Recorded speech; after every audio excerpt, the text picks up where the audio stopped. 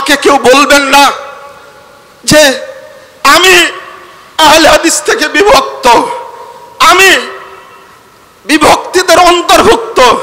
যারা আহলে হাদিস সারা পৃথিবীতে, বাংলাদেশে, আমি তাদেরই অন্তর্ভুক্ত। যদি আল্লাহ জিজ্ঞাসা করেন যে মুজাফফর, এই গুনাহগার লোকটি তোমাদের আহলে হাদিসদের সাথে ছিল কিনা, আমি আপনাদেরকে বলছি আমি আহলুল হাদিস, আহলুস সুন্নাহ ওয়াল জামাআহ এবং সালাফিদের অন্তর্ভুক্ত। আল্লাহকে সাক্ষী রেখে বলছি, আল্লাহ তুমি আমাকে কবুল করো।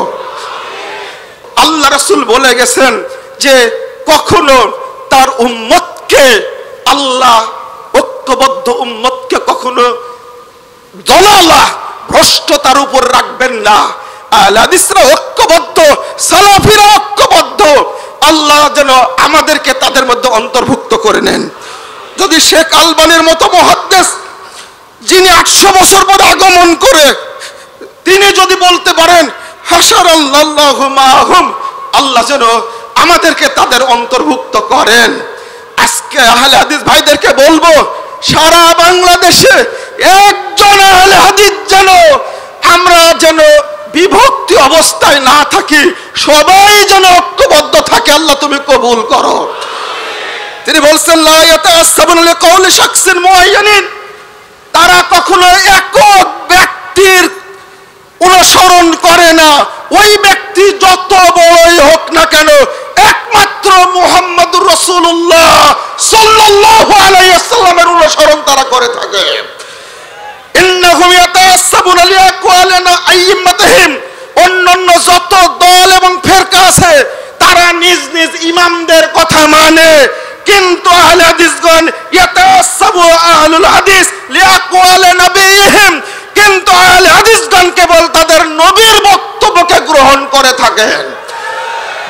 এরপরে তিনি বলছেন ফালা আযাবা বাদা হাযাল বায়ান, আমি যে বক্তব্য দিলাম এইটাতে আশ্চর্য হওয়ার কিছু নাই। আইয়াকুনা আহলুল হাদিস হুমুত তাইফাতুল যাহিরা ওয়াল ফিরকাতুন নাজিয়া বাল ওয়াল উম্মাতুল ওয়াসাত আশ-শুহাদা ওয়ালাল খালক।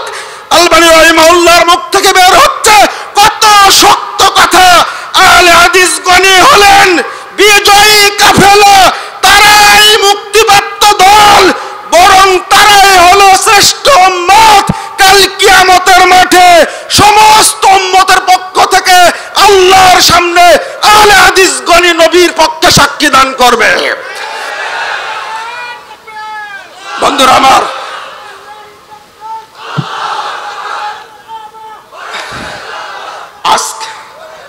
আজকে আহলে হাদিসরা জেগেছে।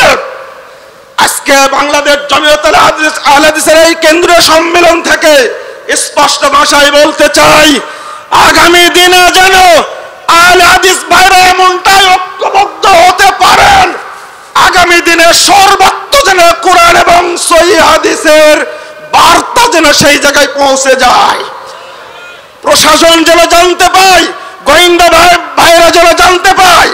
আমাদের সভাপতি ডক্টর আব্দুল্লাহ ফারুক হাফিজাহুল্লাহ তিনি বলেন যে যতগুলো মসজিদ হচ্ছে আহলে হাদিসদের ইমাম যেন সেখানে নিযুক্ত করা হয়, শুধু একপন্থী মাযহাবপন্থী আলেমরা সেখানে ইমামতি করবে এটা হতে পারে না।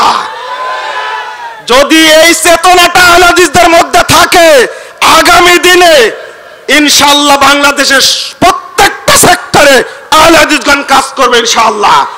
আমি তরুণদের বলবো, তরুণ ভাইয়েরা আপনারা চেষ্টা করুন, দাওয়াতি কাজ সর্বত্র পৌঁছে দিন। আল্লাহ আমাদের কবুল করুন। বারাকাল্লাহু ফিকুম ওয়া জাযাকুমুল্লাহু খাইরান। আসসালামু আলাইকুম ওয়া রাহমাতুল্লাহ।